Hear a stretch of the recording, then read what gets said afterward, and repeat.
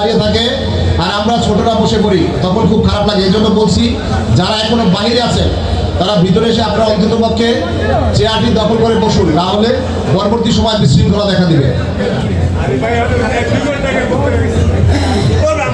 পদপ্রার্থী শামসুল আলম ব্যালট নং 2। এরপরে কার্যনির্বাহী পরিষদ সদস্য পদপ্রার্থী জাহাঙ্গীর শিকদার ব্যালট নং 17। কার্যনির্বাহী পরিষদ সদস্য পদপ্রার্থী মুজাহারুল ইসলাম ওবায়েদ ব্যালট নং 3। এম এ কালাম ব্যালট নং 5। আব্দুল্লাহ জিয়াদ ব্যালট নং 11। কামাল হোসেন ব্যালট নং 10। সৈয়দ রাফিউদ্দিন সালেম ব্যালট নং 6। রিয়ানা রহমান পলি ব্যালট নং 13। কেয়া চৌধুরী ব্যালট নং 14। মোর্শেদ খান হিমেল ব্যালট নং 18। দেলওয়ার হোসেন ব্যালট নং 2। ধন্যবাদ সবাইকে।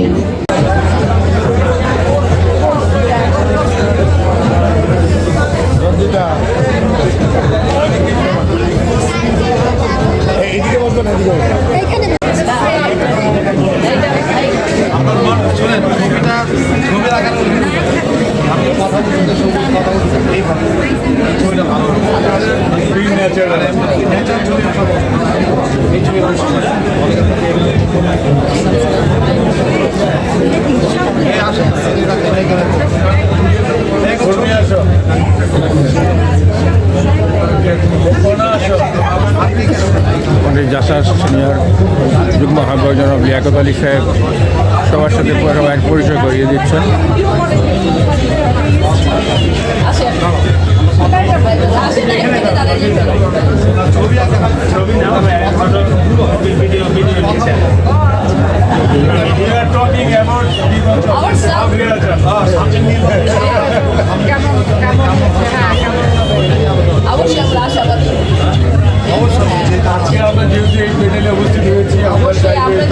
আজকে যার জন্য আসছে অবশ্যই চাই সে জিতে আসুক, বিপুল ভোটে জয় হয়ে আসুক এবং সুন্দর সুন্দর আমাদের কাজ করে তার দ্বারা আমাদের মিডিয়া আবার যেন জীবন্ত হয়, উজ্জীবিত হয়ে ওঠে, এটাই আমাদের প্রত্যাশা। আর দেশের নির্বাচনের কথা, এটা তো আমরা কালকে দেখলাম, জনস্রোত দেখলাম। অবশ্যই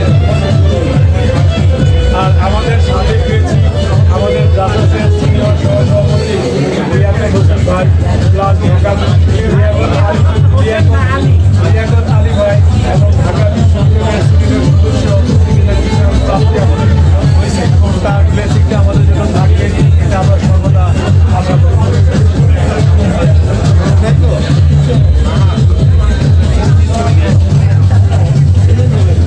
আমাদের মাঝে যে বক্তব্য রাখবেন আপনারা সবাই তার বক্তব্য শুনবেন। ধন্যবাদ। একেবারে শুরুতেই কথা বলতে হবে এটা ধারণা ছিল না, ভেবেছিলাম প্যানেলের পক্ষ থেকে আগে শুভেচ্ছা বক্তব্য দিবে, তারপর আমরা শুভেচ্ছা বক্তব্য দেব, এটাই নিয়ম। যা হোক, যখন এখানে সকল উপস্থিতি যার দুটি আছেন তারা বলেছেন, তো একটা জিনিসই বলবো, আর যারা এখানে উপস্থিত আছেন বাংলাদেশ লিমিটেডের সম্মানিত সদস্যবৃন্দ, সদস্যদের ভোটার, এখন বলবো ভোটারই, কারণ আগামীকাল আমাদের প্রত্যাশিত নির্বাচন অনুষ্ঠিত হবে। তার আগে একটা জেনারেল মিটিং হবে এবং আপনারা সেখানে উপস্থিত থাকবেন যে আশা করি। আমরা ক্লাবে এখন অনেক সদস্য, কিন্তু আমরা আসলে ফিল্ম ক্লাব ব্যবহার করি বলা যায় যে সীমিত সংখ্যক লোক যারা প্রতিনিয়ত ফিল্ম ক্লাবে যায়, আমি তাদের মধ্যে একজন। তো চাই এই ক্লাবের উন্নতি, চাই এই ক্লাবের ব্যাপক পরিচিতি, চাই এই ক্লাবের একটা স্বাচ্ছন্দ্য এবং প্রতিষ্ঠার দিক দিয়ে একটু আপগ্রেড চাই। সে কারণে ফিল্ম ক্লাবে অংশগ্রহণ করি প্রতিটি অনুষ্ঠানে, প্রতিটি কাজে, এবং আশা করি আপনারাও যোগদান করবেন। আপনারা দেখবেন যে প্রতি বছরই নির্বাচন হয়, আগামী বছর থেকে 2 বছর বছরে একবার নির্বাচন হবে, এরকমই একটা বিধান আমরা মোটামুটি ঠিক করেছি। আপনারা সেই কারণেই এবার অত্যন্ত গুরুত্বপূর্ণ নির্বাচন, কারণ আগামী 2 বছরের জন্য নির্বাচিত করবেন যাদেরকে বা নির্বাচিত করবেন। কোনো ব্যক্তিগত সম্পর্ক না, আমি বলবো যে যোগ্য ব্যক্তিকে আপনারা নির্বাচিত করবেন, যারা সময় দেয়, যারা চলচ্চিত্রের সংশ্লিষ্ট কাজের সাথে ওতপ্রোতভাবে জড়িত। কারণ এই ক্লাবটি মূলত চলচ্চিত্র কেন্দ্রিক। তো চলচ্চিত্র কেন্দ্রিক যেহেতু ক্লাব, অন্যান্য অনেক সদস্য আছেন, আমরা তাদেরকে আমাদের সম্মানিত সদস্য হিসেবে মনে করি, কিন্তু মূলত যেহেতু চলচ্চিত্র থেকে এই ক্লাবটার উৎপত্তি, সেটা আমরা চাইব আপনারা সবাই এই ক্লাবের এমন। বিসমিল্লাহির রহমানির রহিম। আজকে বাংলাদেশ ফিল্ম ক্লাব লিমিটেডের শামসুল আলম ও জাহাঙ্গীর শিক্ষার প্যানেলের পরিচিতি সভার উপস্থিত সুধী মণ্ডলী, ফিল্ম শুনলেই যেন কেমন একটা আমাদের মধ্যে শুরু হয়ে উঠত। আমরা যখন ফিল্ম বলতে আমরা বুঝতাম যে এটা সিনেমার জগৎ। একটা সময় ছিল যখন এই নতুন নতুন সিনেমা আসতো, আমরা যখন তখন কলেজে পড়ি বা স্কুলে পড়ি, সেই ফিল্মের নায়ক নায়িকা চলচ্চিত্রে যারা অভিনয় করতেন তাদের দেখার জন্য আমরা পাগল হয়ে যেতাম। আজকে তাদেরই সম্মানে গঠিত হয়েছে ফিল্ম ক্লাব। কিন্তু ফিল্ম ক্লাব দিন দিন বাড়ছে, সদস্য সংখ্যা বাড়ছে, ফিল্ম ক্লাবের আর্থিক সম্প্রসারণ ঘটছে, কিন্তু ফিল্ম আর বাংলাদেশে হচ্ছে, এটাই আমাদের সবচেয়ে কষ্ট। কোনো একটা দৈবাৎ কারণে বা যে কোনো কারণে হোক, আজকে বাংলাদেশের ফিল্ম জগতে যারা প্রডিউসার ছিলেন, যারা লগ্নি করতেন টাকা, তারাও মুখ ফিরিয়ে নিচ্ছেন।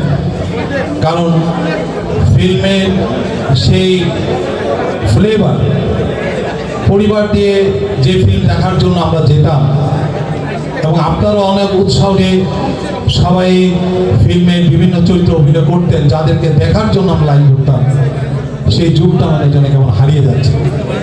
এবং এটা হারানো কিন্তু বাংলাদেশের সংস্কৃতিতে অত্যন্ত বেদনাদায়ক। একটা দেশের চলচ্চিত্র সেই দেশের সংস্কৃতিকে সারা বিশ্বে পরিচয় করিয়ে দেয়। সেই চলচ্চিত্রে যারা অভিনয় করে তারাও কিন্তু বিশ্বে তাদের অভিনয়ের মাধ্যমে বাংলাদেশের সমাজ ব্যবস্থাকে তারা তুলে ধরে।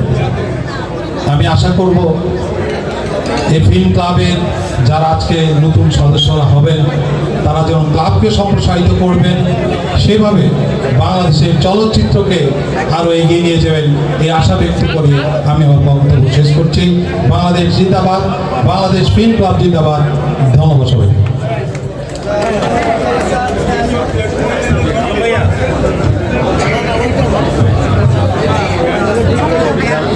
ধন্যবাদ আপনাকে। ভোট দিয়ে জয়যুক্ত করবেন। ধন্যবাদ। প্রিয় উপস্থিতি, আমরা ইতিমধ্যে একটি অনুষ্ঠান হাইড করে গিয়েছি, অর্থাৎ প্রেসিডেন্ট নিজে বলেছে, যিনি প্রেসিডেন্ট পদপ্রার্থী ছাত্র ভাই বলেছে যে আমি যারা আমাদের ফিল্ম ক্লাবের অতীত হয়েছে, যারা অকালে ঝরে গিয়েছেন, তাদের জন্য আমরা 1 মিনিট নিরাপত্তা পালন করবো। সেটা তিনি যখন উঠবেন মঞ্চে তখন পালন করবো। এই জন্য তার অপেক্ষা এটা আমরা রেখে দিয়েছি। এখন বক্তব্য পালন।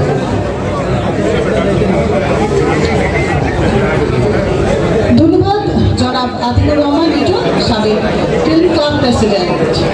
এ পর্যায়ে শুভেচ্ছা বক্তব্য দেবার জন্য মঞ্চে আসবেন খোরশেদ আলম খসরু, সাবেক সভাপতি চলচ্চিত্র প্রযোজক সমিতি। খোরশেদ আলম খসরু, তার জন্য করতালি হোক। ধন্যবাদ।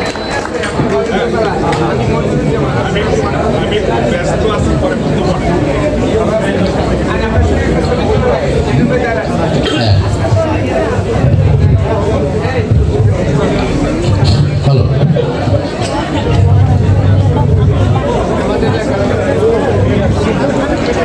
বিসমিল্লাহির রহমানির রহিম।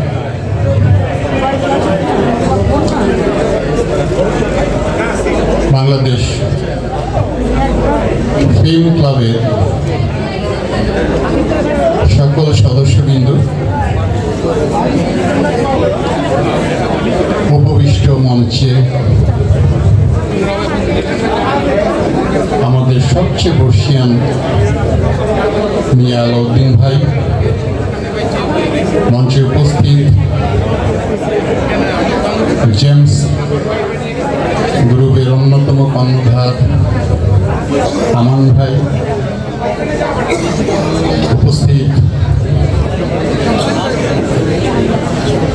বাংলাদেশ চলচ্চিত্র পরিচালক সমিতির সাবেক সভাপতি মুশফিকুর রহমান গুলজার, উপস্থিত বাংলাদেশ চলচ্চিত্র পরিচালক সমিতির সাবেক সাধারণ সম্পাদক বদিউল আলম খোকন, উপস্থিত বাংলাদেশ চলচ্চিত্র পরিচালক সমিতির বর্তমান সভাপতি শাহিন সুমন, শাহিন কবির টুটুল সহ কার্যকরী কমিটির সদস্যবৃন্দ, উপস্থিত উপস্থিত সংস্কৃতি ব্যক্তিত্ব লিয়াকত ভাই, উপস্থিত সাবেক ফিল্ম ক্লাবের সভাপতি আতিকুর রহমান লিটন এবং প্রযোজক সমিতির সহ সাধারণ সম্পাদক আতিকুর রহমান লিটন সহ জামান ভাই, আমাদের সাংবাদিক ভাইয়েরা, আমাদের শিল্পী কলাকুশলী ভাইয়েরা, চিত্রগ্রাহক সমিতির নেতৃবৃন্দ, আসাদুজ্জামান মজনু বিশেষ করে সাধারণ সম্পাদক সহ সবাই, এতজনের আসলে কার নাম বলবো, সবাই আমার পরিচিত, সবাই আপনজন, সবাই আমার খুবই কাছের। আমাদের মাঝে দেখেছি আমাদের রেজানুর ভাই আছে, সাপ্তাহিক আনন্দ ধারার সম্পাদক এবং প্রযোজক সমিতির অন্যতম সদস্য রেজানুর ভাই, আমাদের আরেকজন সম্পাদক আমার বার্তা পত্রিকার জসিম সহ সবাইকে শুভ সন্ধ্যা।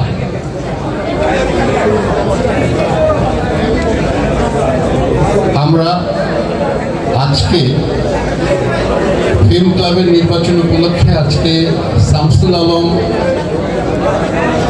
জাহাঙ্গীর শিকদার প্যানেলের পরিচিতি অনুষ্ঠান, সেখানে আমন্ত্রিত হয়ে আমন্ত্রণ পেয়ে আমি নিজেকে ধন্য মনে করছি। আমি শুধুমাত্র অল্প কিছু কথা বলে আমি আমার বক্তব্য শেষ করব। আপনারা জানেন যে আমি সবসময় একটি কথাই বলি, সেটা হচ্ছে যে আমি 11টি ক্লাবের মেম্বার ঢাকা শহরে, কিন্তু ফিল্ম ক্লাব একটাই, এটাই হচ্ছে আমার কিন্তু প্রাণের সংগঠন, প্রাণের ক্লাব, হৃদয়ের ক্লাব, ফিল্ম ক্লাব।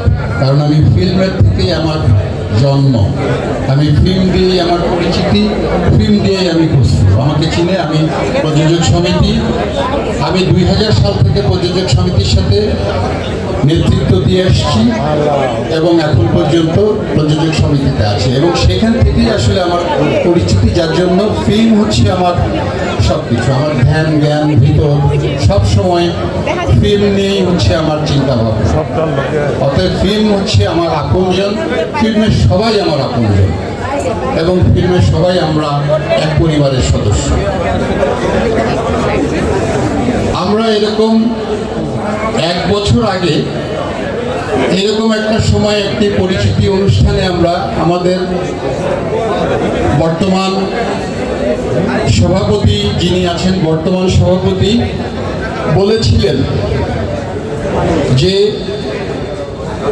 গুলশান বনানীতে একটি আমাদের ফিল্ম ক্লাবের জন্য জায়গা নেওয়া হবে এবং সেই জায়গা 3 মাসের মধ্যে নেওয়া হবে, এবং 3 মাসের মধ্যে যদি তিনি সেই জায়গা যদি না নিতে পারেন তাহলে তিনি পদত্যাগ করবেন। আমরা কাউকে পদত্যাগ করতে বলি না, চেষ্টা করেছেন, হয়তো পারেননি।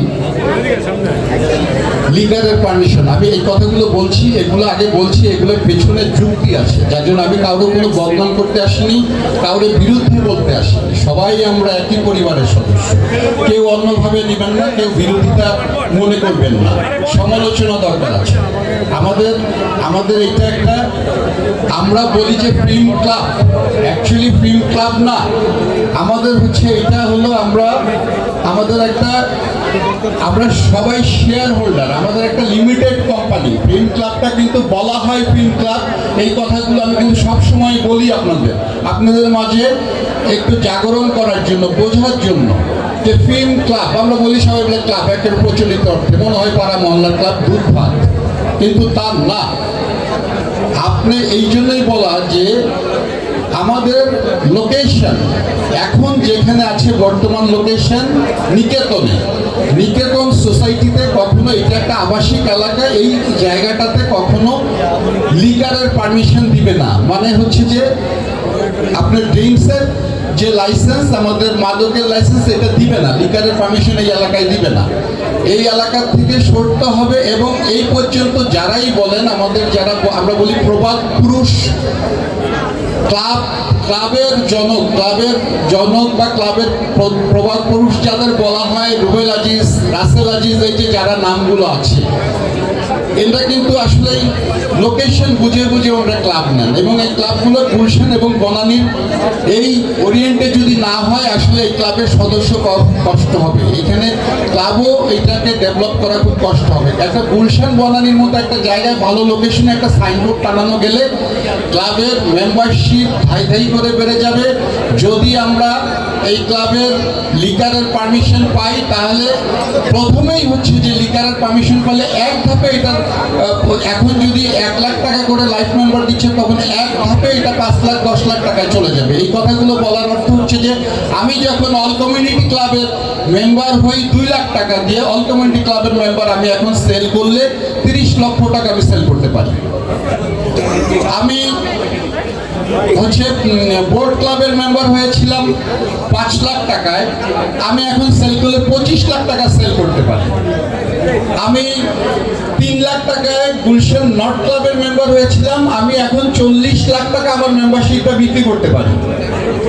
আমি পূর্বাচল ক্লাবের মেম্বার হয়েছিলাম 15 লাখ টাকা দিয়ে, আমি এটা এখন 30 লাখ টাকা বিক্রি করতে পারি। তার মানে কি?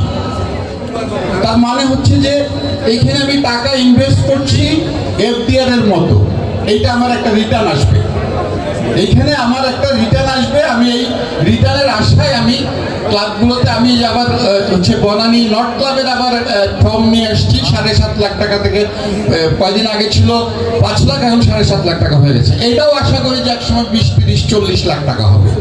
অলরেডি বনানীর মধ্যেই তারা একটা হচ্ছে যে বাসা তারা করছে, ভাড়া করছে, সেখানে শুরু হলে এখন দেখা যাবে যে সেখানেই তারা হচ্ছে যে জায়গা কিনে ফেলবে একটা সময়, যারা আছে এটার পিছনে। তো এইটা হচ্ছে ইনভেস্ট। আমাদের এই ক্লাবটা আজকে বয়স হচ্ছে প্রায় 29 বছর। আমরা যে আমলে লাইফ মেম্বার হয়েছি, যে কয় টাকা দিয়ে, আমি যদি 25 বছর আগে এখানে লাইফ মেম্বার হয়ে থেকে 1 লাখ টাকা দিয়ে, আজকেও সেটার হচ্ছে যে 1 লাখ টাকা দিয়েই সেই মেম্বারশিপ হচ্ছে, মেম্বার নেওয়া হচ্ছে। তাহলে আমাদের আমাদের জায়গাটা কোথায়, আমাদের এটার ডেভেলপটা কোথায়, আমাদের এটার উন্নয়নটা কোথায়? তাই না? যে লোকটা 25 বছর আগেও 1 লাখ টাকা দিয়ে মেম্বার হয়েছে, এখনো তিনি ওই 1 লাখ টাকা দিয়ে মেম্বার হচ্ছে। তো তাইলে তো এটার কোনো উন্নয়ন নাই, এটার কোনো ডেভেলপমেন্ট নাই।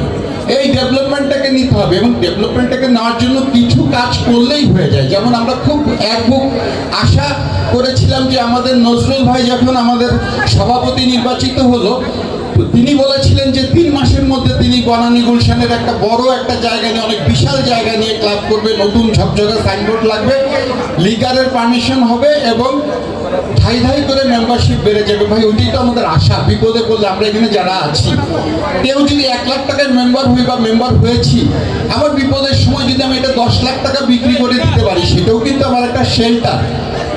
আমার কিন্তু এটা একটা শেল্টার যে আমার শেষমেশ কারো কাছে হাত পাতা লাগবে না। আমি যদি আমার মেম্বারশিপটাও বেঁচে দিই আমি 10 লাখ টাকা পাবো, 15 লাখ টাকা পাবো। তো এইটাই তো সেই জন্য আমি বলছি যে এই উনি বলেছিলেন যে ক্লাবের গুলশান বনানীর কোথাও একটা ভালো জায়গায় সেরকম হবে, উনি আমরা শুনেছি চেষ্টাও করেছেন, পাননি। কিন্তু আমি পাশাপাশি বলি যে আমাদের জাহাঙ্গীর শিকদার, এই যে শামসুল আলমের সাথে যিনি প্যানেলে দাঁড়িয়েছেন, শামসুল আলম কিন্তু বাংলাদেশ চায়না ক্লাবের হচ্ছে অ্যাডমিন, ডাইরেক্টর অ্যাডমিন। উনি কিন্তু 6 তলা বিল্ডিং গুলশানের একদম হার্ট, যে আপনারা অনেকেই ফিল্মের লোক আপনারা চিনেন যে কবরী ম্যাডামের যে বাড়ির রাস্তা ছিল, বাসার রাস্তা ছিল, ওই রাস্তা দিয়ে ঢুকতেই ওইখান থেকে ঢুকতেই যে হচ্ছে যে বাড়িটা একটা 6 তলা বাড়ি জাহাঙ্গীর শিকদার, সেইটা অ্যাডমিন, সেই চায়না ক্লাব, সেইটা তিনি পুরা বিল্ডিংটাই, এন্টার বিল্ডিংটাই তিনি ভাড়া নিয়েছেন এবং ডেকোরেশনের কাজ চলছে, কটেজের কাজ চলছে বিভিন্নভাবে। একটা কটেজ হলে সেখানে গুলশানের মতো জায়গায় ওই কটেজটা ভাড়া হবে 7,000, 8,000, 10,000, 12,000 এরকম 5 স্টারের মতো রুম হবে।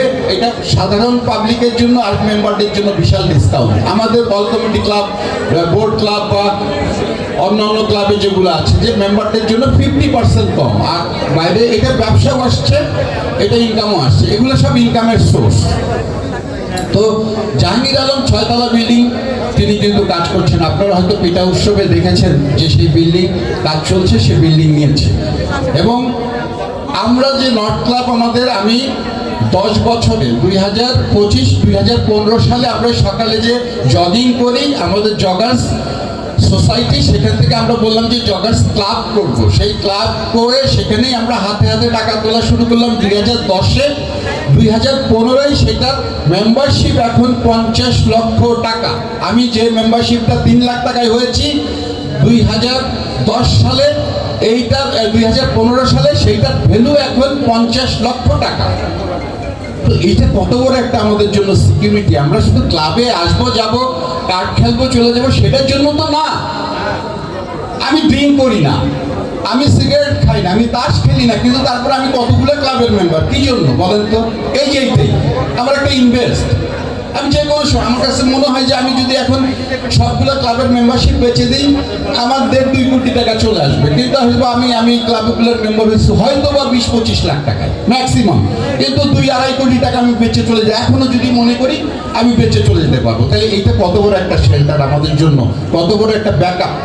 তো ক্লাব শুধু এই জায়গাতে আনতে হবে। আপনারা একটা জিনিস বলবেন যে হ্যাঁ হচ্ছে তো, ক্লাব নিতে পারে নাই, কি হয়েছে? টাকা তো দিয়েছে, তাই না ভাই? টাকা দিলেই তো হবে না, আপনাকে ক্লাব নিতে হবে, ক্লাবের লোকেশন নিতে হবে, লিকারের পারমিশন করাইতে হবে এবং সেখানে সুন্দর পরিবেশ দিতে হবে। সেইখানেই তখন মেম্বারশিপ 5 লাখ হবে, 5 লাখ থেকে 10 লাখ হবে, 10 লাখ থেকে 15 লাখ হবে, 20 লাখ হবে।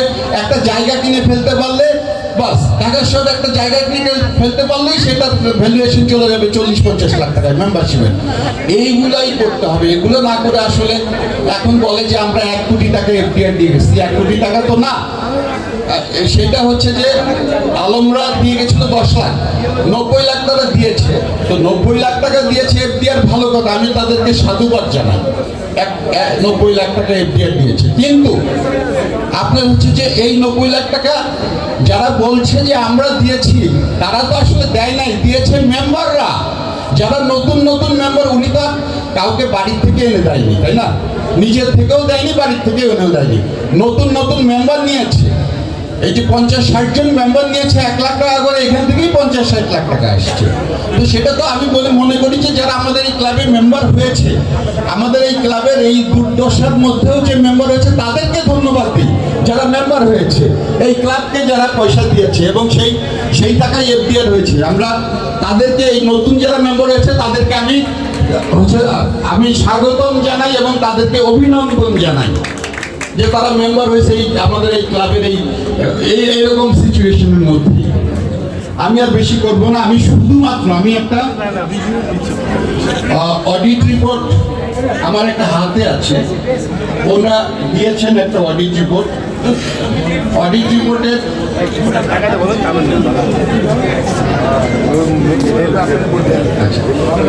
অডিট রিপোর্টের হচ্ছে প্রথম পাতাতে, আপনারা জানি না আপনারা অডিট রিপোর্ট পেয়েছেন কিনা। আমার কাছে একটা অডিট রিপোর্ট আছে এই বছরের, যেটা কালকে হয়তো এই অডিট রিপোর্ট উত্থাপন হবে, কিন্তু তার আগে 15 দিন আগে মেম্বারদের কথা প্রত্যেকটা মেম্বার পাবেন এবং এই অডিট রিপোর্ট পর্যালোচনা করে জেনারেল মিটিং এর দিন তারা এটার উপর প্রশ্ন করবেন। তো আমি একটা অডিট রিপোর্ট পেয়েছি, সেখানে হচ্ছে যে অডিটরের হচ্ছে যে রিপোর্টে বলা হচ্ছে যে, আমি অল্প অংশ করছি। 30 November 2025 under the head cash in hand of টাকা 17,56,000 was shown as 30 November 2025. It was not possible to verify the cash figure as we were not invited by the management of the company at the time of cash accounting. Also, we did not get. অনুরোধ করছি। এই ভাই একটু পিছিয়ে আসেন, এই ভাই একটু পিছিয়ে আসেন। বিসমিল্লাহির রহমানির রহিম। উপস্থিত বাংলাদেশ ফিল্ম ক্লাব লিমিটেডের সম্মানিত সদস্যবৃন্দ, আসসালামু আলাইকুম। আপনারা আমাদের ডাকে সাড়া দিয়ে এত কষ্ট করে দূর থেকে এত যানজট ঠেলে আমাদের এখানে এসেছেন, এই জন্য আমার ব্যক্তিগত প্যানেল, আমার ব্যক্তিগত পক্ষ এবং প্যানেলের পক্ষ থেকে আপনাদের সবাইকে অনেক অনেক ধন্যবাদ এবং আপনাদের প্রতি কৃতজ্ঞতা প্রকাশ করছি। প্রথমে আমি শুভেচ্ছা জানাচ্ছি, অভিনন্দন জানাচ্ছি বাংলাদেশ ফিল্ম ক্লাব লিমিটেডের যারা নতুন সদস্য হয়েছেন তাদের উদ্দেশ্যে আমরা সবাই একটা হাততালি দিয়ে তাদেরকে বরণ করে নিই। ফিল্ম ক্লাব লিমিটেডের নির্বাচন আগামীকাল। নির্বাচন আসলে প্যানেল হয়, প্রতিদ্বন্দ্বিতা হয়, অনেকের অনেক ইশতেহার থাকে, এটা আমার কিন্তু কোনো ইশতেহার নেই। আমার একটা ইশতেহার, কাজ করতে হবে, ফিল্ম ক্লাবকে এগিয়ে নিতে যেতে হবে এবং অভিজাত এলাকায় বাংলাদেশ ফিল্ম ক্লাব লিমিটেডকে স্থানান্তর করতে হবে। গতবার আমি নির্বাচন করিনি, আমি 2024-এ প্রেসিডেন্ট ছিলাম, আপনারা আমাকে নির্বাচিত করেছেন। 2025-এ কিন্তু আমি নির্বাচন করিনি। কেন করিনি? অনেক সদস্যরা আমাকে অনুরোধ জানিয়েছিলেন আপনি আবার নির্বাচন করেন। আমি যখন শুনেছি লায়ন নজরুল ইসলাম চৌধুরী সাহেব আমারই এক ভাই, তিনি নির্বাচন করবেন, আমি যতটুকু জানি তিনি শিল্পপতি মানুষ, আমি মনে করেছি একজন শিল্পপতি যদি এই ক্লাবের কর্ণধার হয় তাহলে অবশ্যই ক্লাবের ডেভেলপ হবে, আমাদের একটা স্থায়ী জায়গা হবে। কিন্তু গত 1 বছরে দেখলাম স্থান পরিবর্তন, ডেভেলপ তো দূরের কথা, তিনি একটি প্যারাকো বদলাননি আমাদের ফিল্ম ক্লাবে। আপনারা যারা ক্লাব ব্যবহার করেন অবশ্যই তারা জানেন বিষয়টি। আরেকটি বিষয় আমি দেখেছি, ওনারা গতকালকে 1 কোটি টাকার একটি আপনাদের সবার সামনে সার্কুলার দিয়েছেন এবং এফডিআর এর কপিগুলিও দিয়েছেন আপনাদেরকে। এখানে একটি আছে যেটা আমার সময় 10 লক্ষ টাকা আমি দেখিয়ে গিয়েছিলাম। তাহলে 1 কোটি টাকা কোথা থেকে হলো? এই যে 1 কোটি টাকা, এটা তো আমিও অংশীদার, আমার সময় আমি 10 লক্ষ টাকা এফডিআর করেছিলাম। আপনারা জানেন 2024-এ আমি যখন সভাপতি ছিলাম আমার সময় আমি কোনো সদস্যপদ দিইনি, কারণ ওই সময় সদস্যপদ দেওয়া স্টপ ছিল, বন্ধ ছিল। আমি শুধু 2টা সদস্যপদ দিয়েছিলাম, 2টা দাতা সদস্যকে সদস্যপদ দিয়েছিলাম, একটি 4 লক্ষ টাকার বিনিময়ে এবং একজনকে 3 লক্ষ টাকার বিনিময়ে। আমি যদি সদস্যপদ দিয়ে টাকা ফান্ড করতে চাইতাম তাহলে আমি 2 কোটি টাকা রেখে যেতে পারতাম। আমি কেন করিনি? আমি করিনি এই জন্য যে আমরা যারা আছি, যারা শেয়ার হোল্ডার আছেন, আমি চাই নাই যে তাদের কোনো অংশ কমুক, তাদের আরও শেয়ার হোল্ডার বাড়ুক এবং অংশ কমে যায়। আপনারা জানেন আমি যখন KMR মঞ্জুর সাহেবের সময় মেম্বার ইনচার্জ অ্যাডমিনিস্ট্রেটরের দায়িত্ব পালন করেছি, এই যে আজকে যে আমাদের বিজয়নগরের যেই প্রায় 6 কোটি টাকার অ্যাসেট, এইটা কিন্তু আমি এডমিন যখন ছিলাম তখন আমাদের শুরু করেছিলেন নাসিরউদ্দিন দিলু সাহেব। KMR মঞ্জুর এবং আমি যখন মঞ্জুর ভাই প্রেসিডেন্ট ছিলেন, আমি এডমিন ছিলাম, তখন কিন্তু এটা আমরা রেজিস্ট্রি করেছি। এবং এই ক্লাবের যখন কেউ লোন দিতে চাচ্ছিল না, আমরা লঙ্কা বাংলায় যখন লোন দিতে গেলাম তখন বললো যে ক্লাবের নামে কোনো লোন দেওয়া হবে না। KMR মঞ্জুর সাহেব বললেন যে আলোক, লোন তো দেবে না, তাহলে আমরা এই ক্লাব কিভাবে নিব, এত টাকা শোধ করব কিভাবে? তখন আমি মঞ্জুর ভাইকে বললাম যে ভাই, আপনার বন্ধু, কোনো ব্যবস্থা করা যায় কিনা। তখন লঙ্কা বাংলা থেকে জানালো, আপনারা যদি ব্যক্তিগত গ্রান্টার হন তাহলে এই ক্লাবকে আমরা লোন দিব, ক্লাব যদি টাকা পরিশোধ না করে তাহলে এই টাকা আপনারা 3 জন পরিশোধ করবেন। তখন KMR মঞ্জুর সাহেব, আমি এবং আমাদের মাঝে আছে নোবায়েদ ভাই, আমরা 3 জন ব্যক্তিগত গ্রান্টার হয়ে ব্যাংক লোন নিয়েছি এবং আমরা সেটা পরিশোধ করতে সক্ষম হয়েছি। আগামীতে যদি আপনারা আমাদেরকে নির্বাচিত করেন, আমি কথা দিতে পারি এই ক্লাবটা আমরা একটা ভালো অভিজাত এলাকায় নিয়ে যাব। তবে এইটুকুও সাথে কথা দিতে পারি, যদি 1 বছরের মধ্যে আমরা করতে না পারি তাহলে আমরা পদত্যাগ করে আবার নতুন করে নির্বাচন দিয়ে দেব।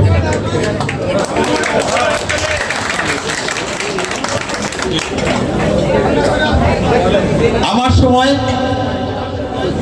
একটা গ্রুপ নির্বাচিত হতে পারেনি বলে ক্লাব থেকে চলে গিয়েছিল, বিরোধিতা করে নতুন ক্লাব তারা অন্য জায়গায় করেছিল। তারপরেও কিন্তু আমি ক্লাবের টাকায় না, আমি ব্যক্তিগত উদ্যোগে বিভিন্ন মানুষের সাথে কাছ থেকে ডোনেশন নিয়ে আমি পিকনিক করেছিলাম।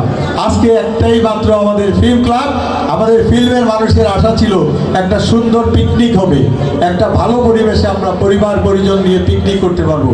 কিন্তু কোথায় কোথায় আমাদের সেই পিকনিক হলো না। আমি আপনাদেরকে কথা দিচ্ছি, আমরা যদি নির্বাচিত হতে পারি, আগামী 15 দিনের মধ্যে আমরা জাহাজে পিকনিক করব সবাইকে নিয়ে। আমাদের ফিরোজ ভাই আছেন, ক্লাবের সম্মানিত সদস্য, আমি ফিরোজ ভাইকে আসার জন্য অনুরোধ জানাচ্ছি আমার পাশে। ফিরোজ ভাই আসেন, আপনি আমার পাশে আসেন। ওনার 2টা জাহাজ আছে, উনি ডিক্লার দিয়েছেন আপনারা নির্বাচিত হওয়ার পরপরই আমি আপনাদেরকে আমার জাহাজে করে পিকনিক করাবো। আমাদের আরেক সদস্য আছেন নাজমুল ভাই। নাজমুল ভাই, আপনি যেখানেই থাকেন আসেন, আমার পাশে আসেন। নাজমুল ভাই বলেছেন ওনার একটা প্রতিষ্ঠান আছে, নাজমুল ভাই উনি অনেক বড় ব্যবসায়ী, উনি স্টুডেন্ট। ফিরোজ ভাই ওনার জাহাজ আছে, উনি প্রতিশ্রুতি দিয়েছেন আমরা নির্বাচিত হলে আগামী 15 দিনের মধ্যে ইনশাল্লাহ জাহাজে করে আমরা, যেটা ফিল্ম ক্লাবের ইতিহাসে হয়নি, আমরা পিকনিকের আয়োজন করব।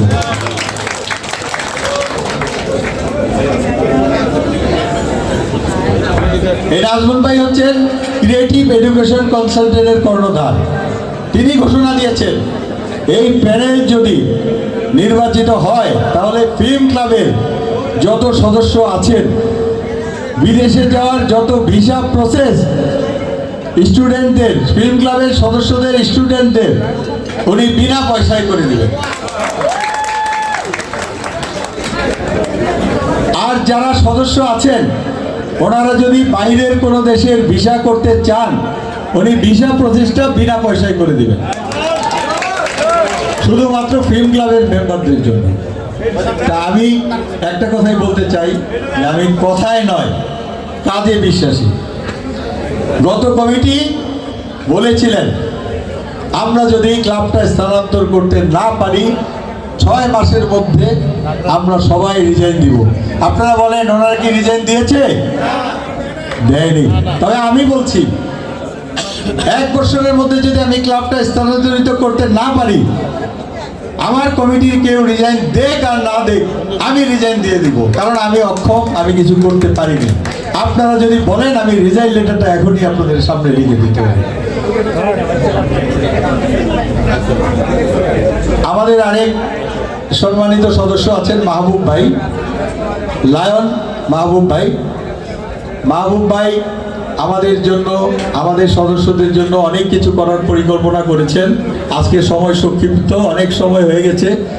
আমরা খাবারের জন্য আর অনেক সদস্য আছেন, সম্মানিত সদস্যরা অনেকে আছেন, অনেকেই আজকে শুভেচ্ছা বক্তব্য দিতে চেয়েছিলেন, অনেকের নাম আমি বলতে পারিনি, এই জন্য আন্তরিকভাবে দুঃখিত। আমি একটা কথাই বলতে চাই, ইনশাল্লাহ সদস্য পদ দিয়ে যদি সদস্য ক্লাবকে ডেভেলপ করতে হয়, আগামীতে আমি 2 কোটি টাকা আপনাদের সামনে রেখে দিব ইনশাল্লাহ। আমি বেশি কিছু বক্তব্য রেখে আর আপনাদের ধৈর্যচ্যুতি ঘটাতে চাই না। আমি আমার এবং আমার প্যানেলের সবার ভোট চাই। আমার সাথে আছেন এবার জাহাঙ্গীর শিকদার, যিনি বাংলাদেশ চায়না ক্লাবের এডমিন। আপনারা ইতিমধ্যে অনেকেই গিয়েছেন। 8 মাসে যে জাহাঙ্গীর শিকদার যে ক্লাবটা করেছে, আমরা এই মানের একটা ক্লাব আগামী 1 বছরের মধ্যে করব। আমি আবারও বলছি, যদি করতে না পারি আমি 1 বছরের মধ্যে আবার একটি নতুন নির্বাচন দিয়ে আমি নিজে রিজাইন দিয়ে দিব। তো আপনাদের সবার সহযোগিতা চাই, ভোট চাই। এখানে হিসাব তারা 1 কোটি টাকা দিয়েছে। আগামী 28 তারিখে ভোট নির্বাচন, আপনারা সবাই জানেন, একটু কথা না বললেই নয়। 27 তারিখে সরি, আগামীকালকে 28 তারিখ 27 সরি। আমি শুধু একটি কথাই বলবো যে আমি যখন প্রেসিডেন্ট ছিলাম, আমি কিন্তু দেখায় দিছি প্রত্যেকের বাড়িতে 7 দিনের মধ্যে এই বার্ষিক অডিট রিপোর্ট পেশ করেছি এবং পৌঁছে দিয়েছি। কি আপনারা পান নাই? পাইছেন। কিন্তু আজকে, কালকে, আগামীকালকে নির্বাচন, আপনারা কি কারো বাসায় অডিট রিপোর্ট পাইছেন? পান নাই। পাইবেন কবে? নির্বাচনের দিন সকালবেলা যখন জেনারেল মিটিং হবে, তখন একটা কাগজ ধরায় দিবে। এই সময়ের মধ্যে আপনারা 2 কোটি 2.5 কোটি টাকার হিসাব কিভাবে মেলাবেন? তা আমি বর্তমান কমিটিকে বলবো যে আপনারা ব্যর্থ হয়েছেন অডিট রিপোর্ট দিতে। আমি আবারও অনুরোধ করছি আপনাদেরকে, আপনারা অডিট রিপোর্টগুলি তাড়াতাড়ি পৌঁছিয়ে দেন এবং হিসাব কিতাব যেন সঠিকভাবে হয়। আমি আর সঠিক হিসাবটা আমার কাছে আছে, আমার কাছে একটা ক্যালকুলেশন আছে, আমি এটা বলতে চাই না। জেনারেল মিটিং ইনশাল্লাহ এটা নিয়ে কথা হবে। আমি আর আপনাদের ধৈর্যচিত্ত ঘটাবো না। সবাইকে আবারও অনেক শুভেচ্ছা, কষ্ট করে আসার জন্য আবারও কৃতজ্ঞতা প্রকাশ করে আবারও আমার এবং আমার প্যানেলের ভোট আপনাদের কাছে চেয়ে আজকের বক্তব্য শেষ করছি। আসসালামু আলাইকুম। সবাইকে আবারও অসংখ্য ধন্যবাদ। আমাদের কিছু ব্যবস্থা আছে খাবার, অনুগ্রহ করে ধৈর্য করে আপনারা সবাই বসবেন। আমরা কিছুক্ষণের মধ্যেই খাবার বিতরণ করব। সবাইকে আবারও ধন্যবাদ। আসসালামু আলাইকুম।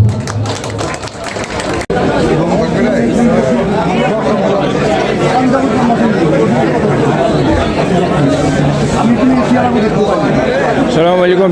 ভাই ভালো আছেন?